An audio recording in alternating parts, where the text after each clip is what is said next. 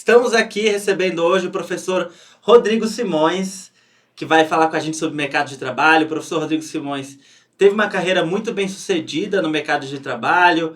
Hoje ele é consultor, além disso, professor aqui na Faculdade do Comércio e está sempre nos maiores meios de comunicação do nosso país, falando sobre temas relacionados à economia e ao dia a dia do trabalhador e do cidadão comum, né?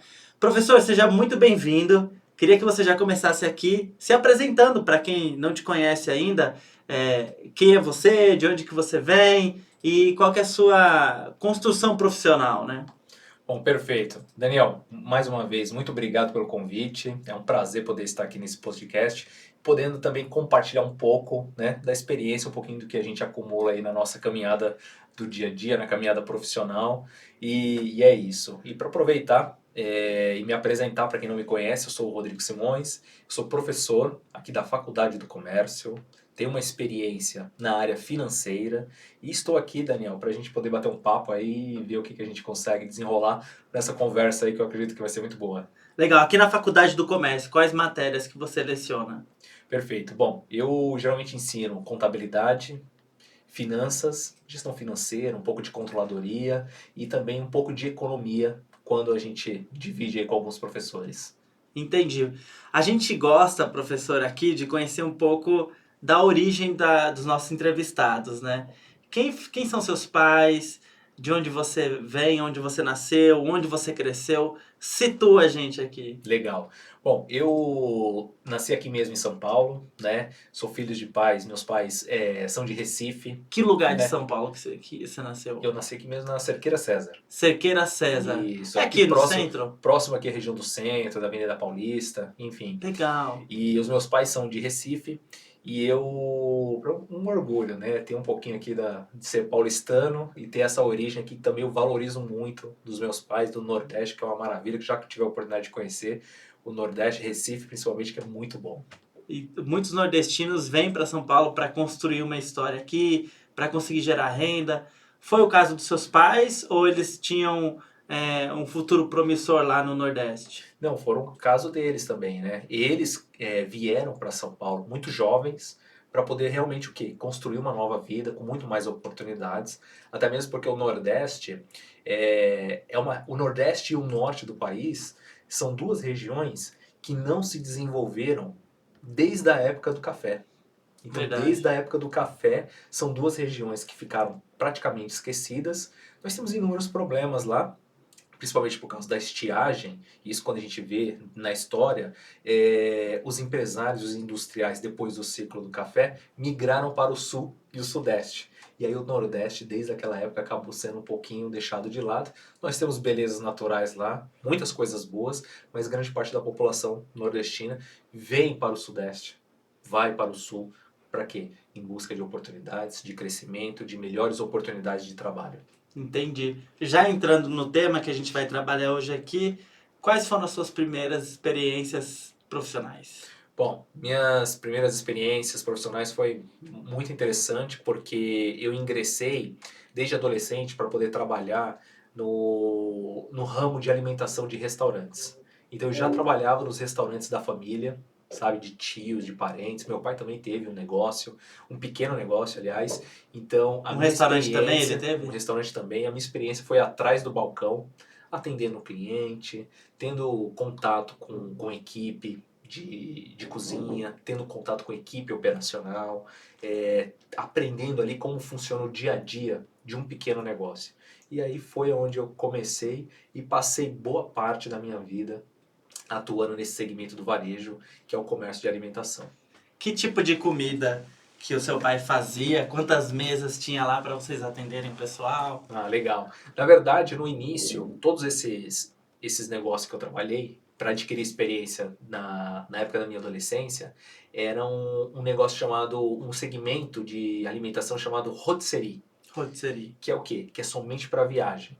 Você compra lá os pratos prontos, geralmente por quilo, embala e a pessoa leva para casa. Muito do cardápio das rotisserias tem mais a ver com a linha de culinária italiana, Tá. né? São massas, macarrão, pão, cozidos, assados. Então, assim, foi uma experiência riquíssima E quem tem a oportunidade de trabalhar no comércio consegue ver todas as áreas de uma empresa num lugar só. Porque o comerciante, ele tem que fazer o quê? O RH, o operacional, o financeiro, ele faz tudo. Ele faz a parte de atendimento com o cliente. Então isso foi muito enriquecedor para mim, porque quando fui efetivamente trabalhar no mercado, ir para uma empresa, já um pouco num segmento, né, mais detalhado, eu percebi que foi importante e decisivo a experiência que eu levei na hora que eu fui trabalhar numa empresa onde eu ficava num departamento apenas. Mas eu conseguia já ter desde novo a visão do todo. E quem geralmente não passa pelo comércio, você só tem a visão do departamento. É verdade. Então é assim, isso foi muito bom. No comércio você roda em todas as áreas, né? Uma hora você tem que estar lá na cozinha, outra hora atendendo, outra hora você está recebendo o pagamento do cliente. Você tem essa rotatividade, então você percebe muito rápido onde que passa cada uma das coisas, o que acontece, né? Exato, e você ali tem que equilibrar os pratos. Uma hora você está na cozinha, outra hora você está no atendimento, e é o pedido que atrasou, e é o produto que faltou, e tem que fazer compras, enfim.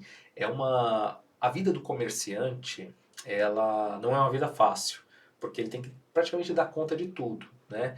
Mas é um grau de aprendizado muito grande. O comerciante que ele geralmente tem um tino ali para o negócio, e que ele também busca formação, conhecimento, nossa, o comércio é uma ótima experiência. E é geralmente o primeiro passo, a primeira experiência profissional que alguém tem. E aí, lá no comércio, ele aprende muito na prática e também vai fazer uma faculdade, vai se especializar. O que foi o seu caso, né? Quando você foi fazer faculdade, você já foi direto para a área de finanças? Bom, quando eu fui para a faculdade, eu estava em dúvida se eu iria fazer economia ou administração. Tinha essa dúvida. E aí eu pedi uma ajuda, né, para um colega de trabalho de empresa, onde ele acabou me alertando das vantagens e dos riscos de uma escolha naquele momento, né? Ele me olhando e conhecendo o meu perfil, o que ele me recomendou? Ele falou, Rodrigo, olhando para o seu perfil, que você tem um perfil administrador, no momento que você apresenta esse perfil administrador, eu ainda não estava na área financeira, foi logo quando eu comecei no mundo corporativo, né, lá pelos 20 anos de idade, ele me recomendou que eu fosse para uma administração, uma graduação de administração de empresas, que era era um curso mais abrangente e que depois eu poderia escolher uma área de se especializar. Enfim, cursei administração, fui trabalhando, fui conhecendo as áreas e os departamentos dentro das empresas. Trabalhei um pouquinho no RH, no departamento pessoal, trabalhei na operação, muitos anos, na operação de varejo mesmo. E depois disto, eu cursei ciências contábeis. Que aí eu comecei a entender que a minha vida ali, o meu caminho seria o financeiro. E aí depois de ciências contábeis, eu cursei ciências econômicas. Fiz economia e fui para a terceira graduação. Você fez 3 graduações, então. 3 graduações. Sou administrador, contador e economista. Bom, muita gente começa pela administração e depois vai se especializar em alguma área, né? Você se arrepende disso? Se você, com a cabeça de hoje, você teria feito algo diferente? Você já teria ido para a área financeira? Não, pelo contrário, eu acho que foi uma decisão acertada. Eu acertei e também consegui conhecer pessoas que me ajudaram. Isso é importante reconhecer, né? Sempre pela nossa vida passam pessoas que às vezes em poucas palavras a gente acaba tendo uma ideia, né? Um insight positivo, né?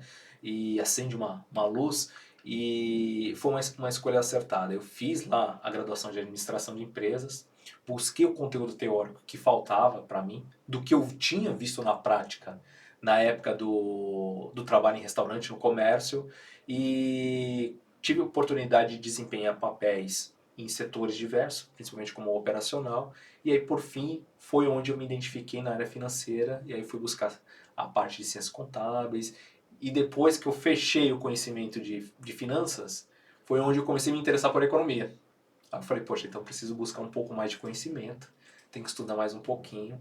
E aí foi onde eu entendi que a gente sempre tem que estar buscando conhecimento, sempre tem que estudar mais. Dessas pessoas que fizeram diferença na sua vida profissional, tem alguns que você lembra, assim, com carinho, que você pode compartilhar alguma história, alguma intervenção, uma palavra, uma orientação, ou uma cobrança, um direcionamento que fez a diferença para sua carreira? Ah, eu tenho aqui em mente, não foram poucas pessoas, né? Acho que eu posso me sentir privilegiado, que não foram poucas pessoas, né? E lembrando aqui, você me fazendo essa, eu acabo refletindo aqui, eu tive muitas dicas, eu sempre trabalhei ali, desde quando eu era analista, eu sempre trabalhei ali com a média e a alta gerência. Então eu já fazia ali a ponte meio que entre a gerência e a diretoria, mesmo trabalhando como analista. Então eu tinha ali feedbacks positivos e até mesmo orientações sobre qual caminho, qual direcionamento que eu tinha que, que tomar, até mesmo como postura profissional e como forma de raciocínio como pessoa, como profissional. Por quê? Aí agora eu faço uma amarração aqui. Eu trabalhei muito em empresa oriental. Então eu Hum, adquiri muito da cultura oriental nos negócios, que é o quê? A questão do planejamento, da paciência, da busca pela qualidade, do tempo de cada um aprender.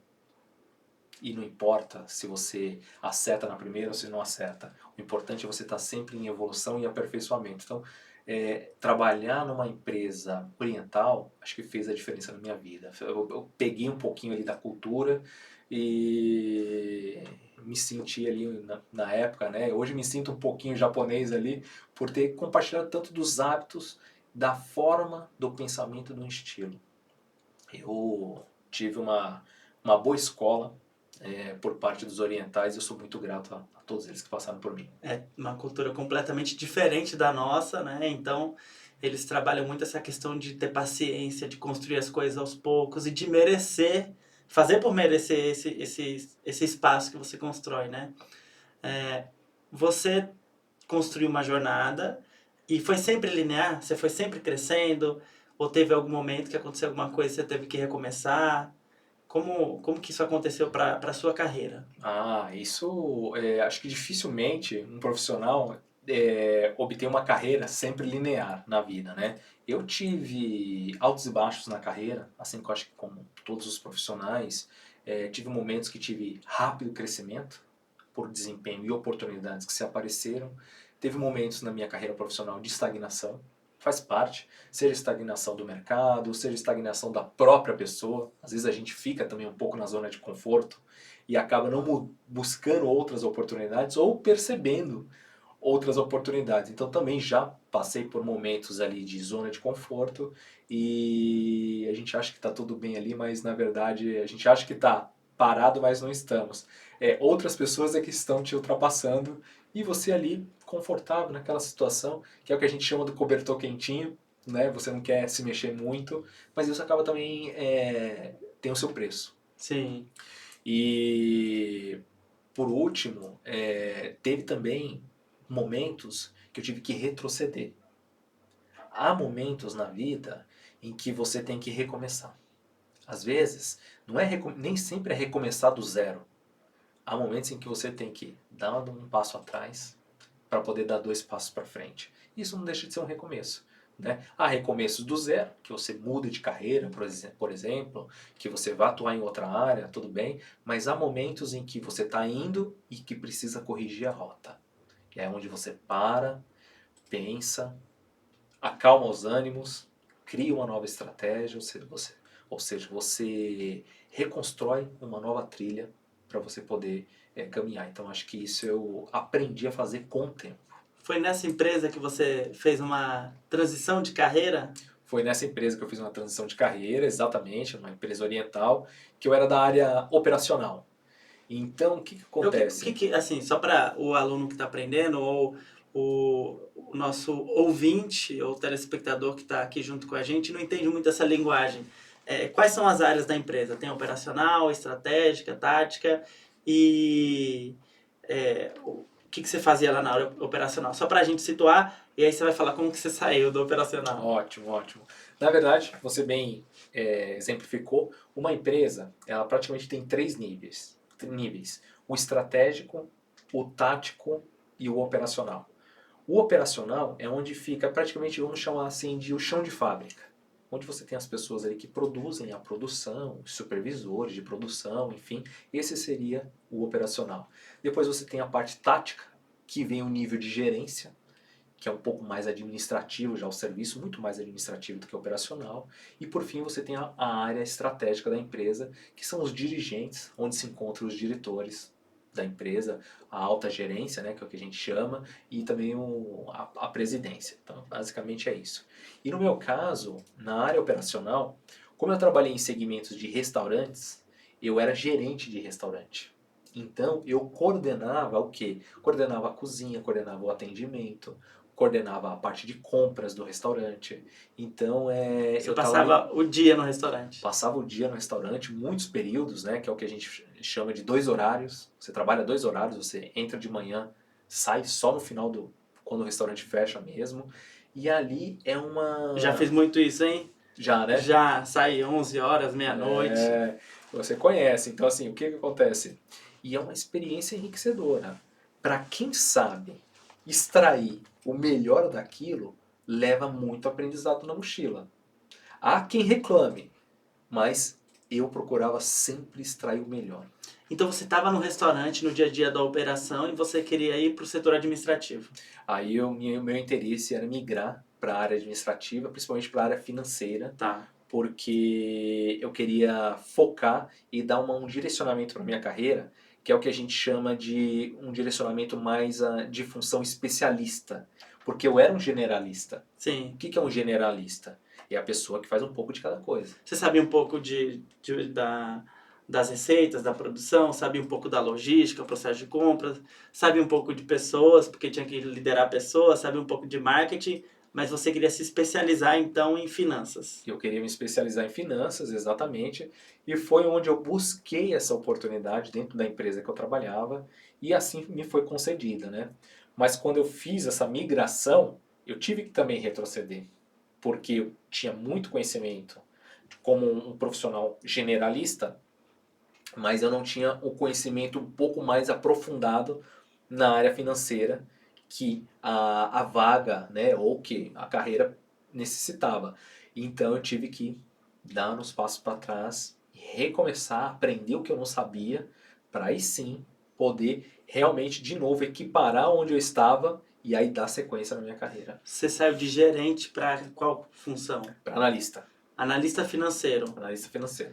Quer dizer, você estava acostumado a todo mundo demandar você e você direcionar, gerenciar, orientar. De repente, você estava lá, praticamente, não era começando do zero, porque a gente nunca começa do zero, né? Sim. Mas entrando no nível 1 ali Sim. para crescer dentro da área financeira. Você sai de uma situação onde você comanda para poder ser comandado.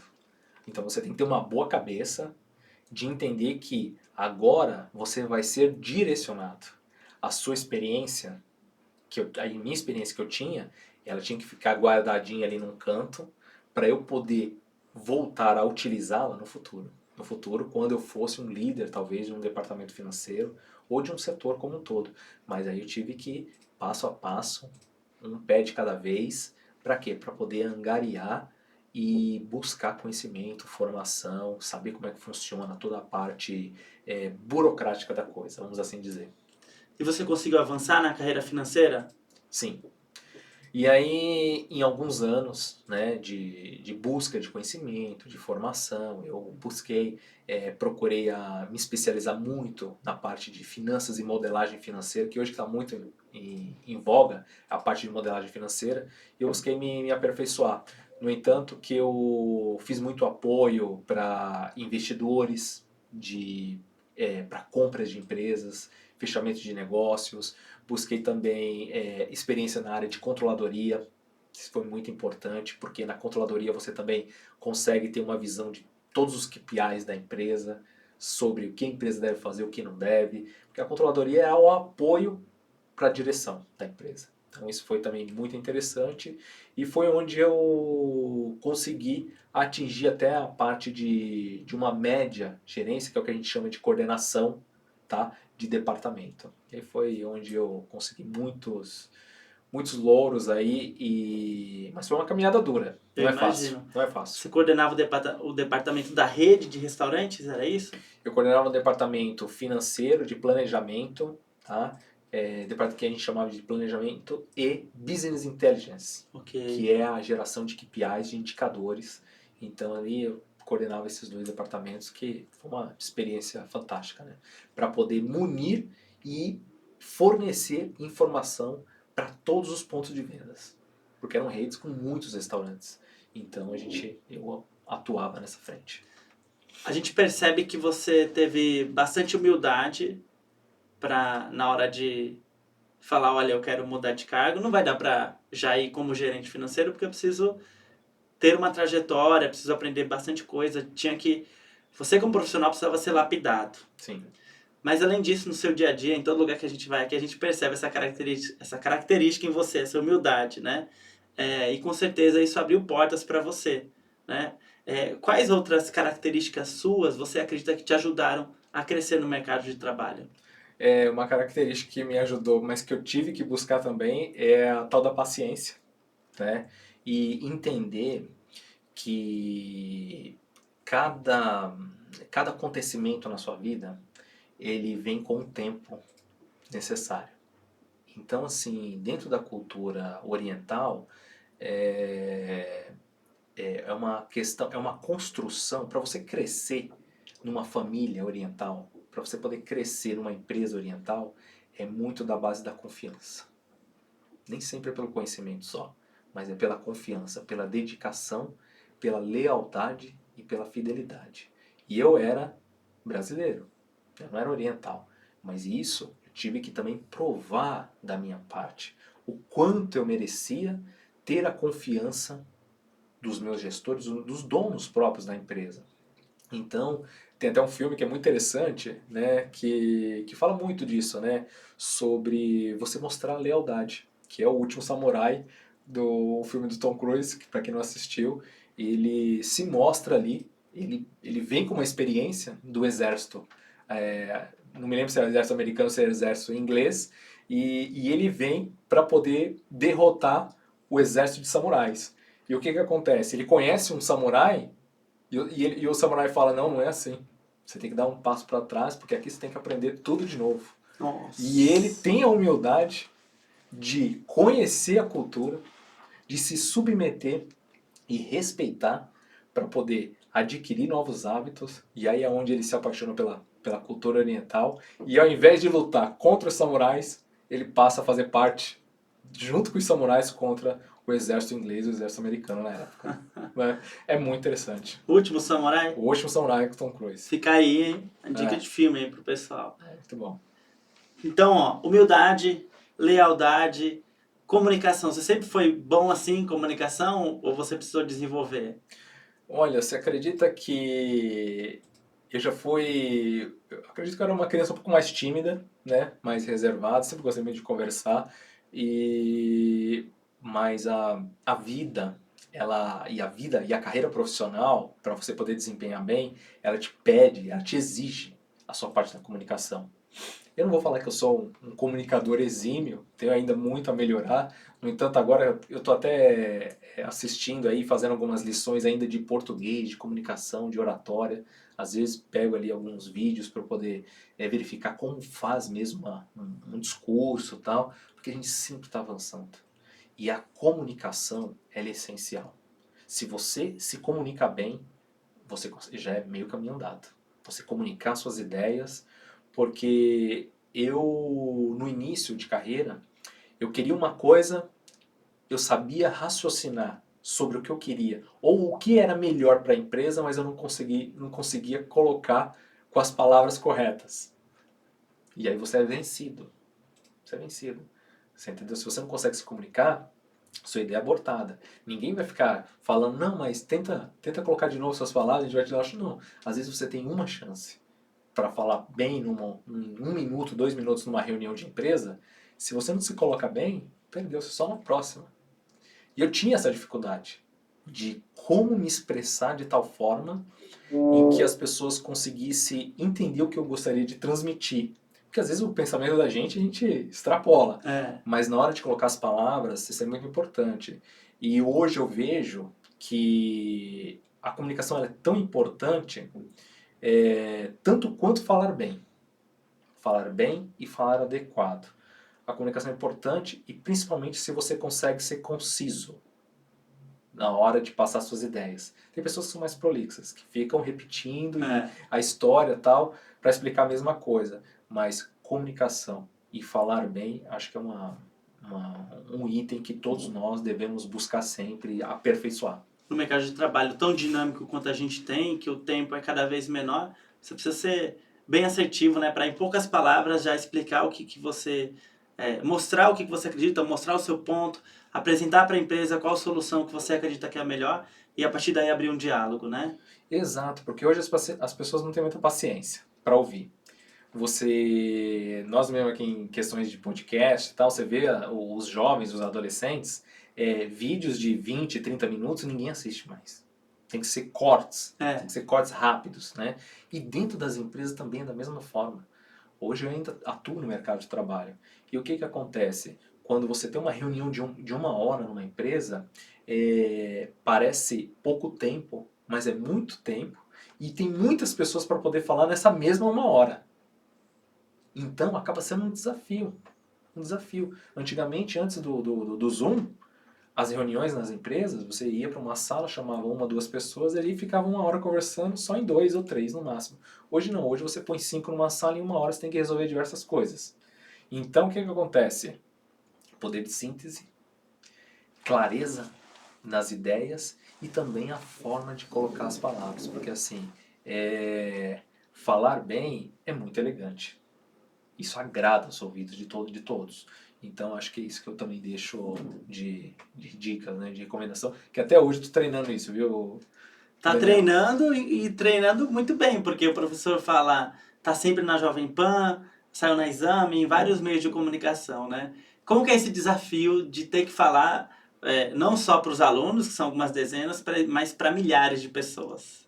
Ah, isso é um desafio aqui, junto com a Faculdade do Comércio, no qual sou muito feliz aqui de trabalhar, com todo o time, todo o apoio aqui de professores, de coordenação, da direção acadêmica, e estar à frente da câmera, seja nos jornais, falando, ou seja nas revistas, através dos textos que eu escrevo, é sempre um desafio.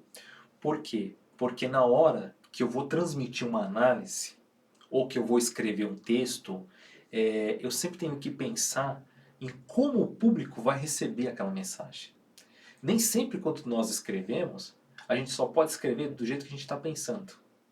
Nós temos que escrever de certa forma que a pessoa também vá compreender a nossa ideia. Então eu procuro fazer, Daniel, independente de opiniões políticas, tá? Que de divergências, eu acho que cada um, e a gente tem que respeitar mesmo, é o que a gente chama de pluralidade, tá? Então, assim, eu procuro escrever de certa forma em que eu passe a minha ideia de forma clara, transparente e indiferente, para que cada um consiga tirar suas razões, suas conclusões. Você procura ser direto, objetivo, mas ao mesmo tempo respeitar as opiniões diferentes. Sem puxar muito para o lado ou para o outro, mas entregar a informação de fato. E a partir daquele momento as pessoas levam para o lado que elas quiserem, né? Exato, eu mesmo dentro de sala de aula, eu tenho assuntos que eu comento de finanças e tenho que amarrar com a economia. E aí quando eu amarro com a economia, eu tenho o quê? Eu tenho que abordar assuntos econômicos do país e de políticos. Assuntos econômicos e assuntos políticos. Então, eu tenho cada vez mais tentado me aperfeiçoar para falar tanto com o público da direita, como com o público da esquerda, como com o público do centro. E sem, Você sem se entendeu? tornar uma pessoa ideológica, Sem se né? tornar uma pessoa ideológica, exatamente. Até mesmo por quê? Porque o problema, ele não tem lado. Ele não tem lado. Um problema a ser resolvido, as finanças, um equilíbrio, ele não tem lado. É um problema de toda uma nação, de toda uma empresa, de todo um país. E é o que acontece. Isso necessita das pessoas ponderação, respeito tá? E diálogo e discussão. Então, é esse tipo de entrevista e de fala que eu tento levar. E não ficar puxando sardinha para um político ou para outro. Eu acho que esse é o caminho. As pessoas, principalmente no Brasil, precisam aprender a raciocinar e saber entender a questão das indiferenças. A gente precisa saber respeitar essas indiferenças, é muito importante. Legal, professor. Pensando agora na pessoa que quer entrar no mercado de trabalho, quais são as recomendações que você dá para um aluno que está fazendo a sua graduação e quer encontrar uma vaga de emprego ou quer encontrar uma vaga melhor de trabalho, né? Já trabalha em alguma empresa, mas quer ascender profissionalmente. Quais são as principais recomendações que você dá para os alunos para eles conseguirem melhores vagas? Olha, primeiro buscar formação. Esse é o primeiro ponto, né? Segundo, é a pessoa começar a fazer ali, tentar entender qual é o seu perfil, onde vai querer atuar. Por isso você tem muitos testes vocacionais que ajudam bastante. Uns são gratuitos, outros são pagos. Mas os testes vocacionais junto com a formação é importante. E para poder ingressar no mercado de trabalho é muito importante com que o aluno, o candidato, ele busque fazer e frequentar feiras, seminários, frequentar os clubes da cidade, frequentar também ali as instituições, sejam religiosas ou não, que isso ajuda bastante, e criando um network ali da forma do que está mais próximo da realidade. Porque às vezes um fala para outro, fala, olha, eu conheço aqui uma pessoa aqui do clube que está procurando uma oportunidade de estágio. Ah, não, olha, eu tenho um colega aqui da igreja que está procurando um serviço de garçom. E aí você vai, só que você tem que criar essas conexões e fazer com que as pessoas te conheçam, saiba quem é você e que elas saibam o que você busca, O que você está o que procurando? você está procurando. Não é que você vai falar de todos os seus planos, da sua vida pessoal, não é nada disso. Mas a pessoa, na hora que você faz um network, quem é você? Ah, eu sou fulano, eu estudo isso, eu estudo aquilo, tal, tal, né? E pretendo buscar oportunidades. Um dia essa pessoa pode lembrar de você e falar assim, olha, acho que eu conheço uma pessoa que pode indicar você. Então acho que nesse início Ou é na o que hora você tem ele que vai fazer. falar, poxa, a empresa da minha prima está procurando. Por que você não Pronto, manda currículo lá? pronto, é Né? isso. Eu já vi isso acontecer muito de alguém precisar de alguma oportunidade e me falar e eu poder ajudar. Né? E a gente gosta de ajudar as pessoas. A maior parte das pessoas geralmente gosta de ajudar as outras pessoas. Sim, Tem algumas pessoas que não, é normal, mas eu vejo que há uma intenção sempre positiva na maior parte das pessoas, né? Só que como a gente vai ajudar alguém se a gente não sabe como que ele pode ser ajudado? Tem amigos, por exemplo, que conversam sobre tudo, que saem, é, se divertem, mas eles não falam sobre a vida profissional deles, né? Não falam que está procurando uma oportunidade, ou às vezes está empregado e não fala das experiências que está tendo, que está passando ali no trabalho delas, né? Eu já fui indicado, ontem inclusive fui indicado para uma profissional para prestar serviço para ela, porque o amigo dela, me conheceu, e a gente foi tomar um café, eu falei, olha, já trabalhei com isso, nessa empresa eu fiz isso e aquilo. Ele falou, poxa, tem uma amiga minha que na empresa dela está passando por esses problemas, vou te indicar. Então, é fundamental que a gente, claro, primeiro se interesse por ouvir sobre as pessoas, né? Entender qual que é o momento profissional delas, o que elas estão fazendo, o que elas estão aprendendo. E, naturalmente, depois que a gente ouve elas, qual que vai ser a pergunta delas? E você? O que você está fazendo, né? É importante, então, você se interessar e depois dizer, olha, estou fazendo isso, porque essa referência vai ficar na cabeça da pessoa e quando ela perceber um contexto parecido, ela vai falar, poxa, tem um Rodrigo que pode prestar serviço para você, pode trabalhar com você. Mas você vê os alunos fazendo isso, falando muito sobre trabalho, hoje em dia eles falam mais, ou você ainda sente um pouco dessa falta também de falar sobre carreira, trabalho? eu acredito que, pelo que eu percebo, hoje vem aumentando aos pouquinhos. E uma coisa uma coisa não, um ponto que eu abordo com os alunos qual é a impressão que eles passam, tá? Qual é a imagem que a gente transmite, né? Seja num network, seja numa empresa, seja numa entrevista de trabalho, enfim, isso é muito importante. Porque a imagem, Daniel, você muito bem sabe, a imagem que a gente transmite, ela é fundamental. para quem? Para o nosso interlocutor ganhar confiança ou não. Então, a forma como você se porta, a forma como você se veste, a forma como você se fala, e a forma como você fala, e a forma como você dialoga, isso é fundamental. E às vezes a oportunidade pode estar na sua frente e você pode perder por se colocar mal, não ter uma postura adequada, não ter ali uma vestimenta adequada de acordo com a sua profissão. Então isso tudo é muito importante. Há quem diga que isso seria um exagero da minha parte. Que hoje, né, fala-se muito que cada um tem que ser livre, que tem que se vestir da maneira que se sente confortável e tal. Eu acho que tem que ser isso mesmo. Mas existe um ecossistema e uma harmonia, seja num ambiente de um departamento pequeno, ou seja numa grande corporação. Existe uma harmonia, existe uma etiqueta a ser Sim. seguido. Senão você fica desconectado, você fica ali fora da realidade daquele habitat. Então, falar bem, boa postura, clareza nos pensamentos, uma boa fala, formação e como você se porta no ambiente abre muitas E portas. se vestir bem, professor, não necessariamente é gastar muito dinheiro. Às vezes a gente fala, a pessoa, nossa, eu vou ter que comprar bastante roupa. Não, é você perceber como que as pessoas se vestem nesse ambiente. Qual é o contexto que eu vou me inserir? Ah, nesse ambiente as pessoas são um pouco mais formais. Então se coloca de uma forma, com uma roupa mais formal, se organiza para que você, inclusive, se sinta mais à vontade naquele ambiente. Porque tem gente que quer transgredir regra, por exemplo, de vestuário e tal. Cara, será que você tem experiência suficiente? Será que você tem o tempo de trabalho suficiente ali para você bancar esse tipo de ousadia? Às vezes não, às vezes você está começando. Então, primeiro, acesse o sistema, conheça, se conecta e pouco a pouco vá demonstrando, né, um pouco da sua identidade e percebendo, né, que se aquela cultura está aberta para isso. Porque na maior parte das empresas é assim, você tem que. Existe uma estrutura formada, um código de cultura, etiqueta bem construída, as pessoas se vestem assim, assim, assado. Aí quem é você? E chegou agora, já quer mudar tudo, né? O bonitão, a bonitona quer chegar lá já mudando tudo. Ah, não, tem que ser do meu jeito. Não, calma, um pouco de paciência.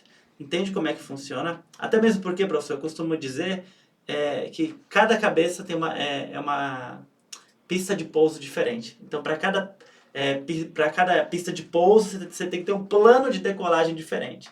Imagina, se para cada cabeça você precisa ter uma estratégia diferente para se conectar, para cada empresa é a mesma coisa, né?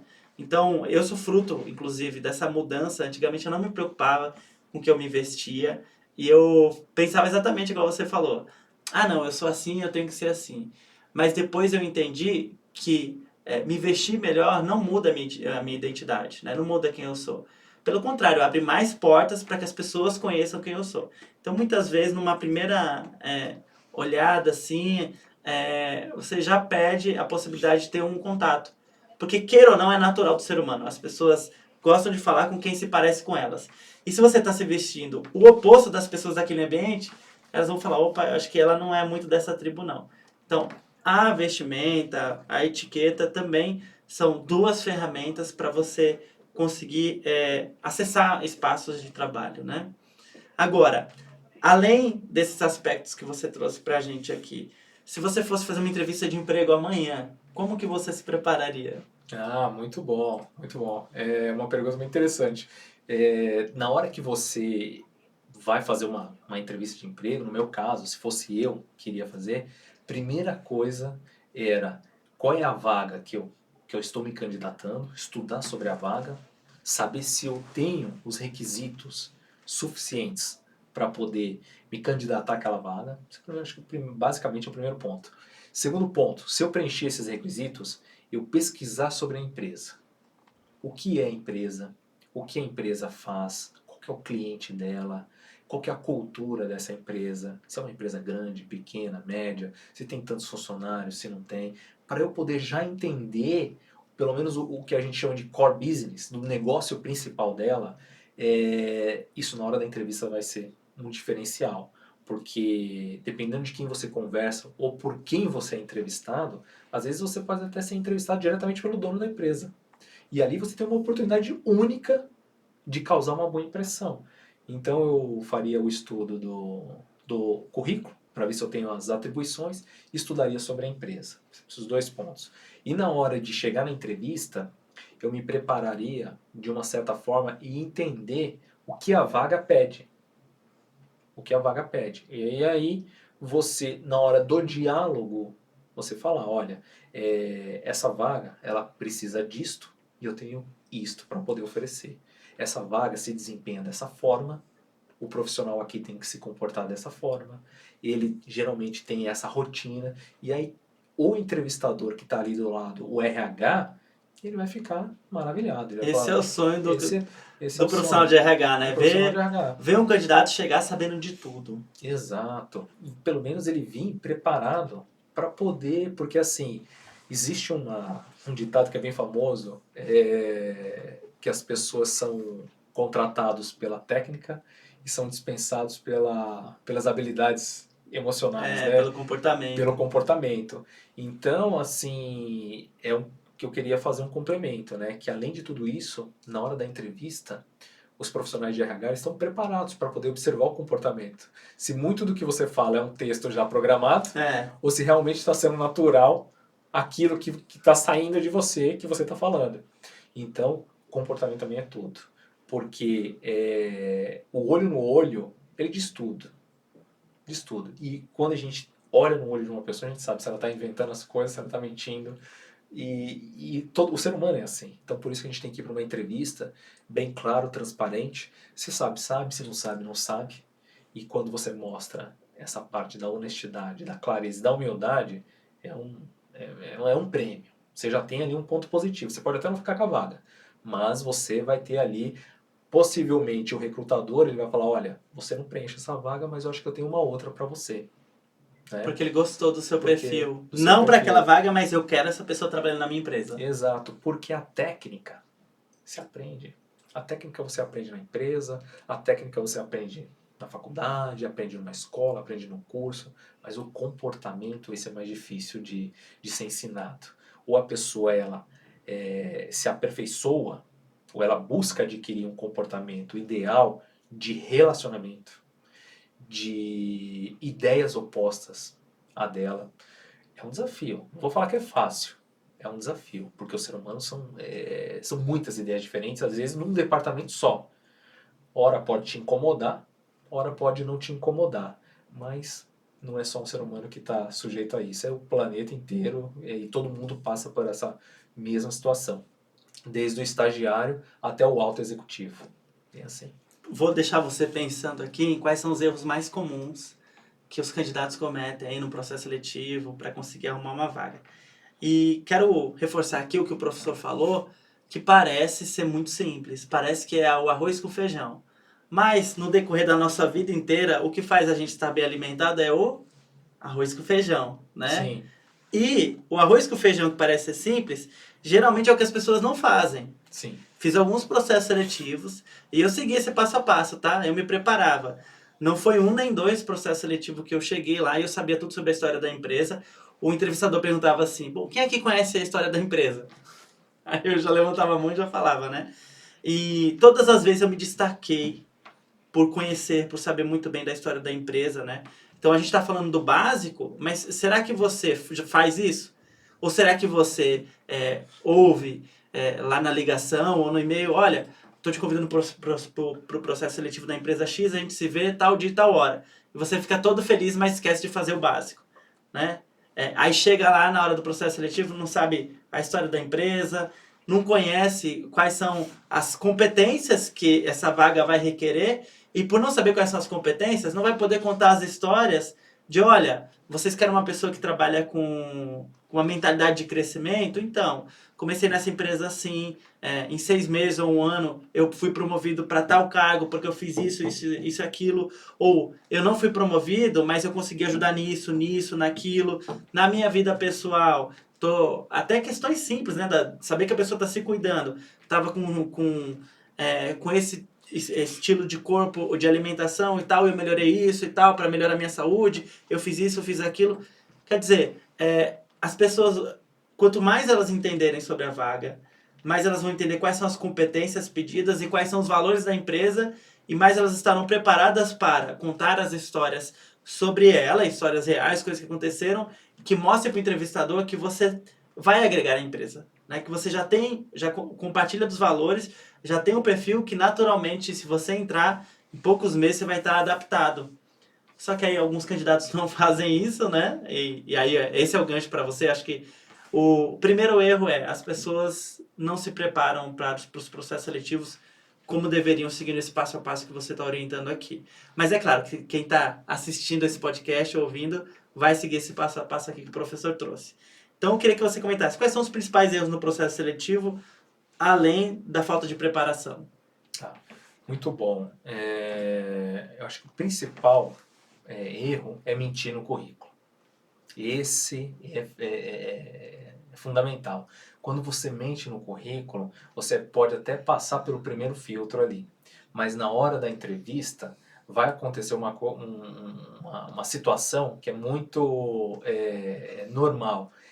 O entrevistador ele vai te fazer a seguinte pergunta: me conte alguns casos práticos sobre tal situação. Nossa. Referente à sua experiência profissional.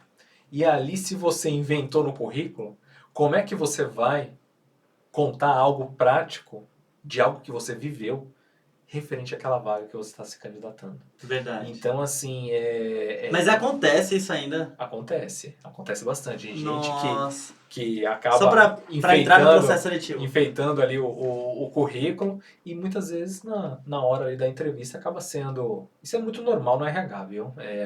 Olha, esse aqui, currículo aqui está muito enfeitado, né? Às vezes o entrevistador ele bate até o olho no currículo e já sabe que o currículo está demais para aquela vaga. Então, assim, e às vezes não, às vezes vem um currículo, traz o candidato também não tem uma experiência prévia, colocou no currículo uma coisa, mas na hora da fala, você percebe que a pessoa ali, ela se candidatou para uma vaga sênior e a pessoa ela é júnior. Se candidatou para ser um gerente e é um analista. Então isso é fundamental. Acho que mentir no currículo é o principal, né? Ele puxa muitas outras coisas. É o fio da meada ali. Entendi. Professor, quero que você agora então compartilhe com a gente como que foi seu primeiro processo seletivo, como que foi para você, como que você estava se sentindo e o que aconteceu. Muito bom. Bom, eu tive alguns, né, alguns momentos de entrevista muito interessante, mas o primeiro processo seletivo assim oficial foi quando eu passei por uma entrevista de office boy, né, numa empresa de engenharia e claro que fiquei muito nervoso na época, primeira vez uma empresa já formal, com carteira assinada, tal. Então assim, e fiz uma entrevista diretamente com o dono da construtora. Aí você me pergunta, por que você não fez com o pessoal da RH e só com o dono? Porque na época, essa empresa estava tendo muitos problemas com os office boys. Muitos problemas. Os office boys faltavam muito e desviavam muito recurso das empresas. Porque naquela época se transitava muito valores nos pacotes. Então, não estava achando, não tinha nem motoboy na época. Era office boy mesmo.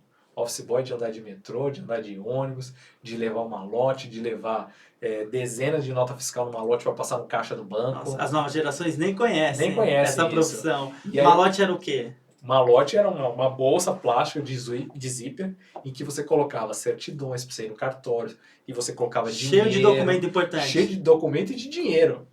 E você andava de ônibus com... Todos os office boys na época andavam de ônibus. Meu Deus do céu. Andavam de ônibus, não dava para enviar um e-mail, não, um WhatsApp.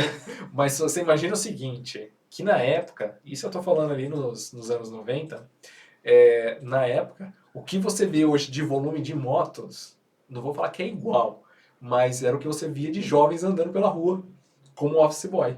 Levando os documentos para cima e para baixo. Não era digitalizado igual hoje. Não era digitalizado. Isso eu tô falando no ano de 95. Nossa. 96.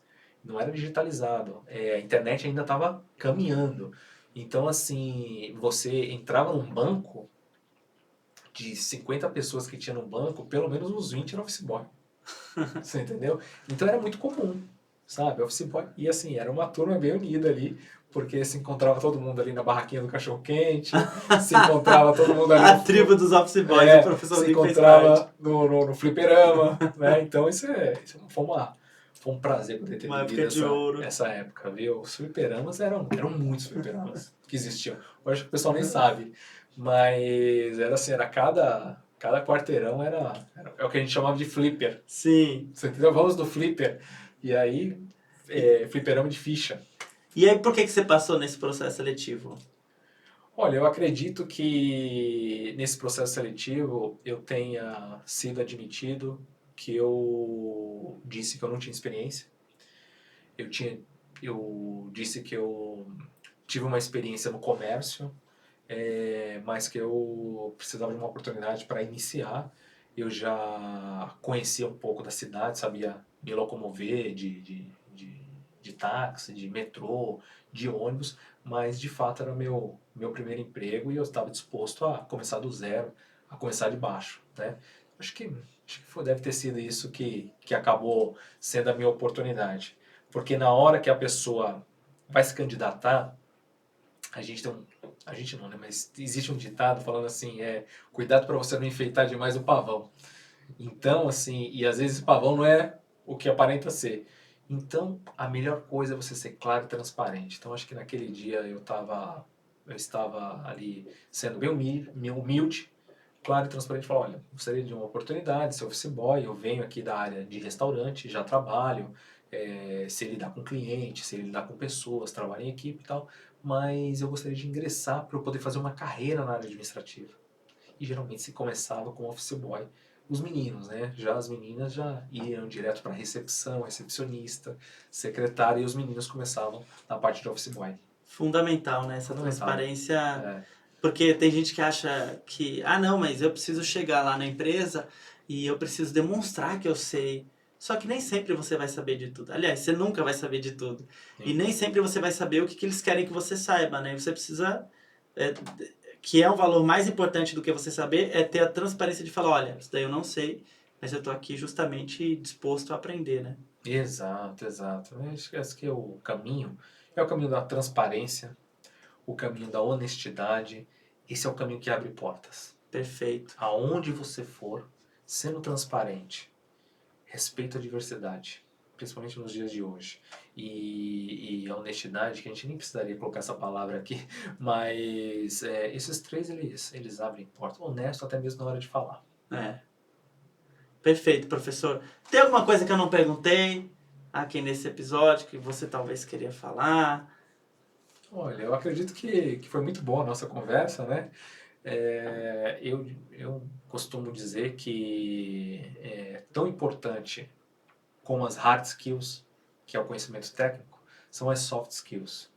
Então, para o profissional, independente do nível social dele, é importante para a formação dele como pessoa buscar também outros conhecimentos, um pouco de cultura, ler bons livros, para poder sentar numa mesa e ter um diálogo, um papo agradável com os colegas de trabalho, buscar um pouco de cultura, buscar fazer um pouco de viagens, aquilo que o seu dinheiro te permite, E que te enriqueça como que te pessoa. enriqueça como pessoa, porque nada mais prazeroso do que você estar numa equipe e com pessoas que conseguem compartilhar com você muito além do que está no dia a dia ali Do do trabalho. trabalho, daquela sala com aqueles computadores. Gente com repertório é outro nível, né? É outra coisa, e um vai aprendendo com o outro, porque você passa quantas horas do dia trabalhando, né, com pessoas. Hoje a gente já está voltando um pouco ali para o presencial,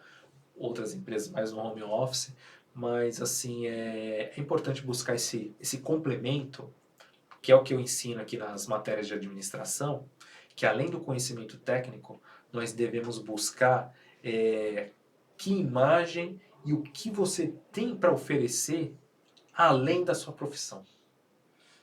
O que você tem para oferecer além da sua profissão? Perfeito. Porque administrador de empresa, Contador, economista, engenheiro, tem aos montes. Agora, e aquele que parece que tem um diferencial? Ele faz a mais, ele entrega a mais, entendeu? Ele conquista de uma outra forma, ele agrega valor.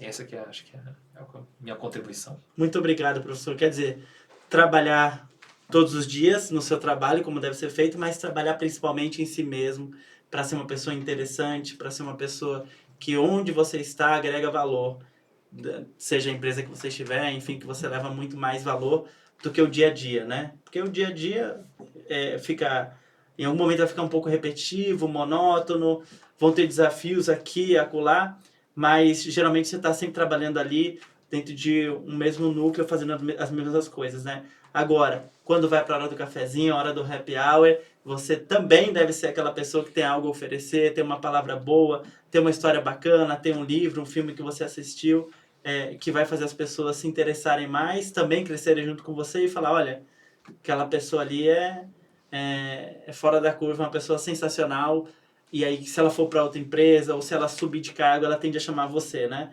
Porque a fama chega antes da pessoa, né? Então, você trabalhou com alguém, alguém foi para outro lugar, ou alguém subiu de cargo, ou teve acesso ao CEO da empresa, vai falar, olha, conheci alguém muito bom, alguém muito interessante para trabalhar com a gente. Então, muito boa essa mensagem final. Então, se torne uma pessoa interessante, invista em você. Através da Faculdade do Comércio, você tem esse caminho, você tem essa possibilidade. Hoje, a Faculdade do Comércio tem várias bolsas, né, de estudos, tem várias possibilidades. Então, não é mais desculpa, né, professor? Investe em si mesmo. Hoje em dia, tem um lifelong learning, né, que você vai precisar passar o tempo todo aprendendo. Então, que seja em lugares especiais, como aqui na Faculdade do Comércio, com o professor Rodrigo. Professor, muito obrigado por estar aqui com a gente. Daniel, sou eu quem agradece pela oportunidade e espero aqui nesse nosso papo ter compartilhado aí alguns pontos positivos aí que sejam interessantes aí para quem nos assiste e nos ouve. Compartilhou muito, aprendi bastante aqui. E se você gostou desse episódio, deixa a sua avaliação aqui. Se tiver algum tema para sugerir também, faça a sua sugestão e compartilhe esse tema com mais pessoas que querem se preparar para crescer no mercado de trabalho. Muito obrigado.